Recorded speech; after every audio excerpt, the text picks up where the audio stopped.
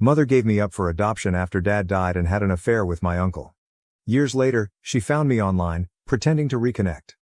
My mother recently got in touch with me, a 17-year-old girl, after we hadn't spoken for 10 years. When I was 7 years old, she placed me for adoption, and happily, I was able to locate a family that would adopt me.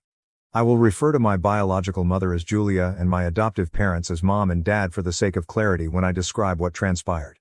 At the age of 20, Julia gave birth to me with my biological father. I was the reason she had to leave college. They were married shortly after my biological father's graduation from school. He was diagnosed with leukemia when I was about 3 years old, and he died not long after my 7th birthday. Since my mother gave me away and I moved in with my new family just one day after my dad's death, I suppose the process of relinquishing custody had already begun long before his death. Even though 10 years have gone by since then, I can still recall everything as clearly as if it were yesterday.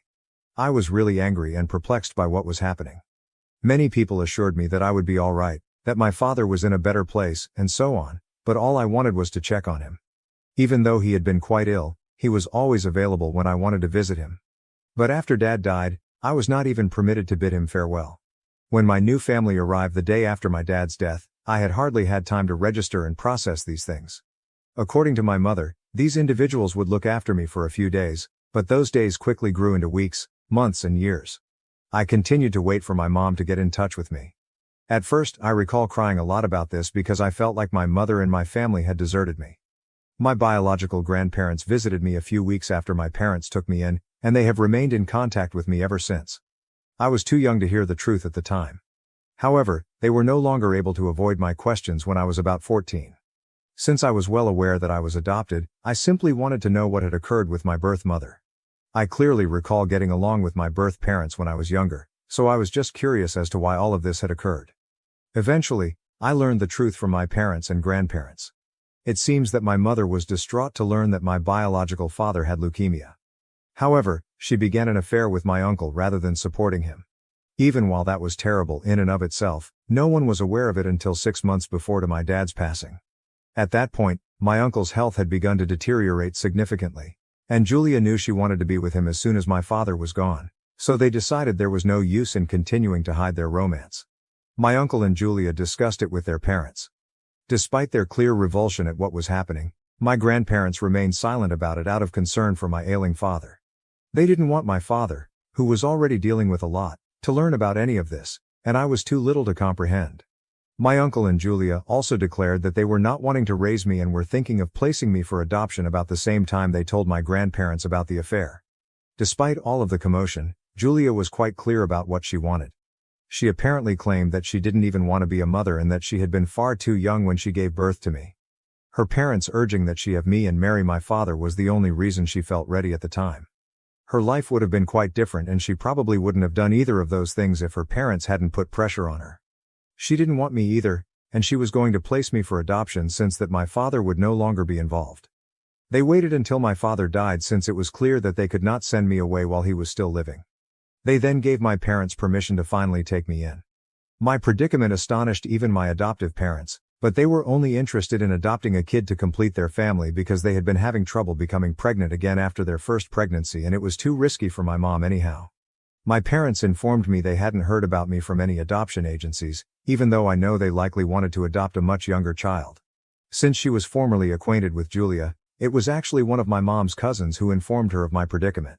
They realized they had to get me out as soon as they learned about me. They spoke to my mother face to face without the involvement of any agency, and they didn't even give a damn about my age. Even my mother was having trouble finding a willing adopter for a 7-year-old through the agency, so she consented to let them adopt me.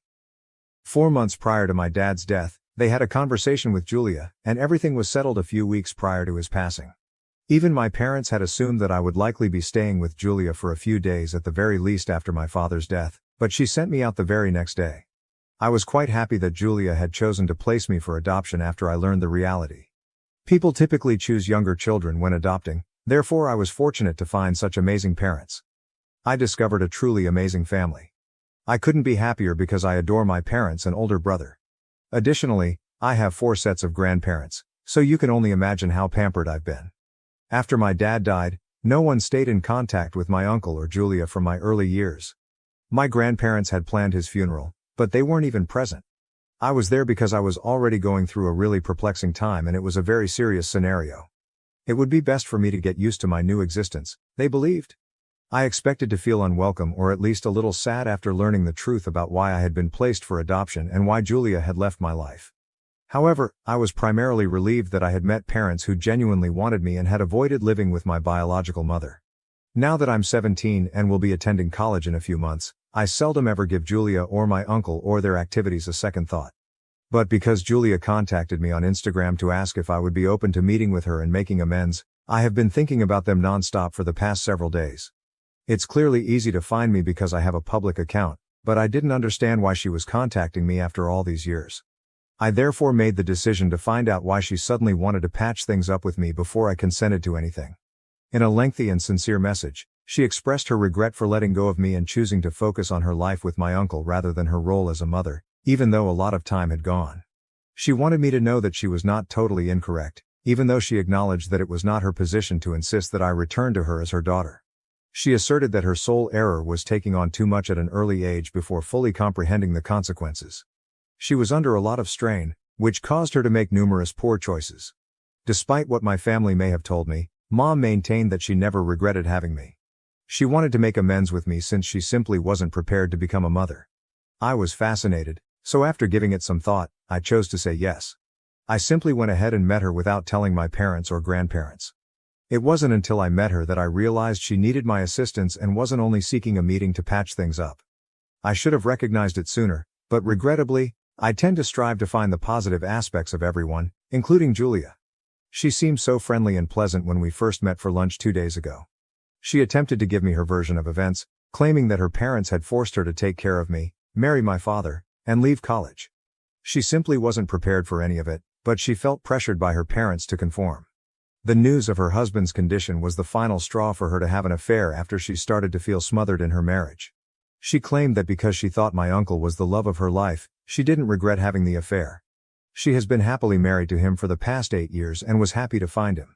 She broke down in tears as she spoke about my uncle, telling me that part of the reason she had come to me was because their marriage was now in peril.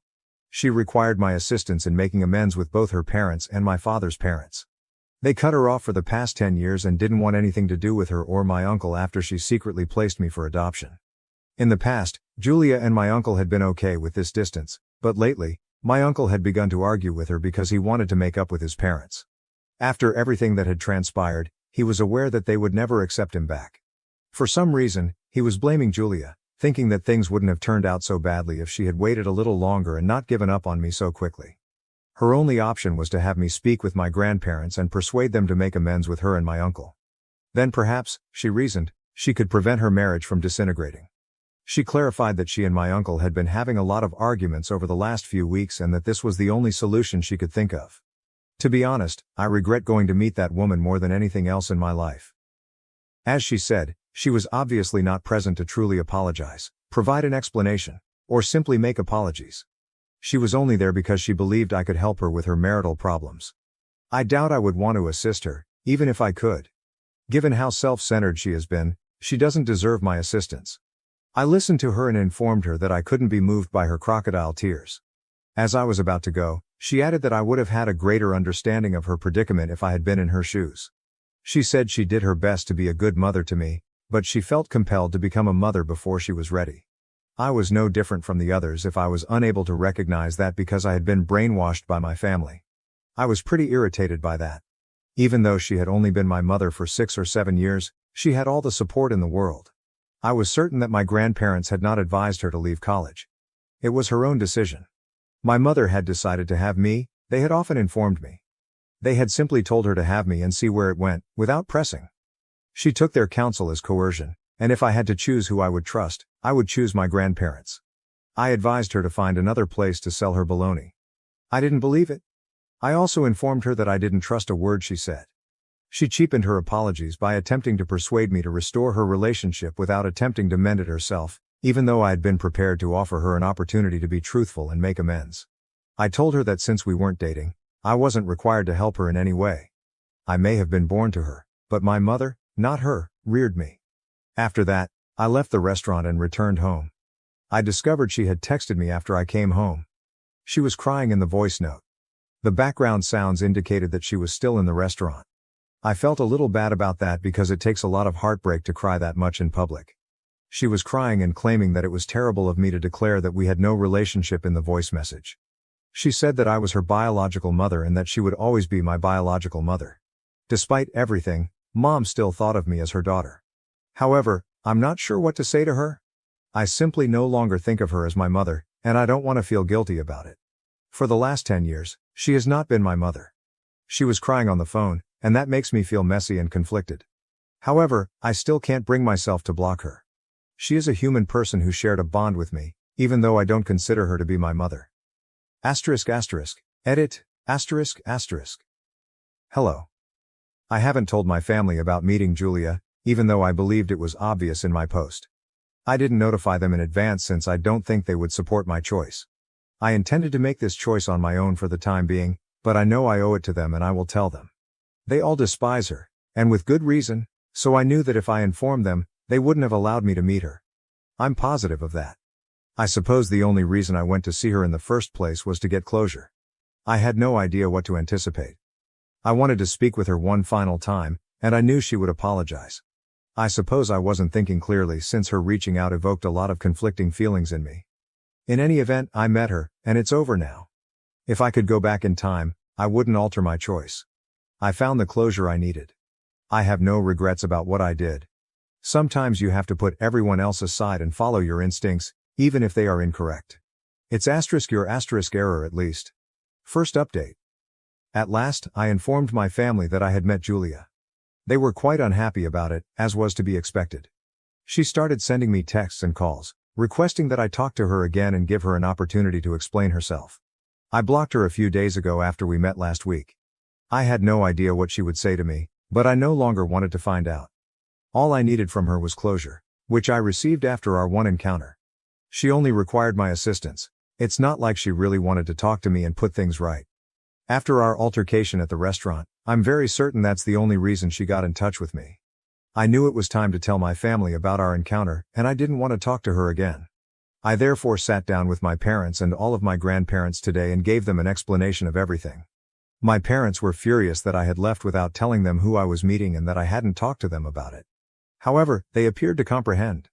My grandparents were the ones who were furious with me. I quietly listened to their frequent reprimands because I earned them. I ought to have consulted them first. They were most concerned that, given my mother's propensity for manipulation, she might have attempted to brainwash me or paint them as the bad guys. When they were finished, I told them that I had just met her to get closure. I felt compelled to explain my reasoning, even though I didn't expect everyone to grasp it right now. I just expressed regret for doing it behind their backs. Everyone seemed to be placated when I vowed never to be untruthful with them again. After that, we talked about Julia's motivation for contacting us and her remarks regarding my uncle's desire to make amends with his parents.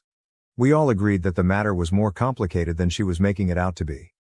They were probably in difficulty and in need of assistance if she was attempting to coerce me into assisting her in getting back in touch with the family. On the phone and in person, Julia had been truly distraught and had said that her marriage was in peril. My uncle was upset with her, and my grandparents thought she was probably speaking the truth. We chose not to get involved since it wasn't our place, regardless of the truth.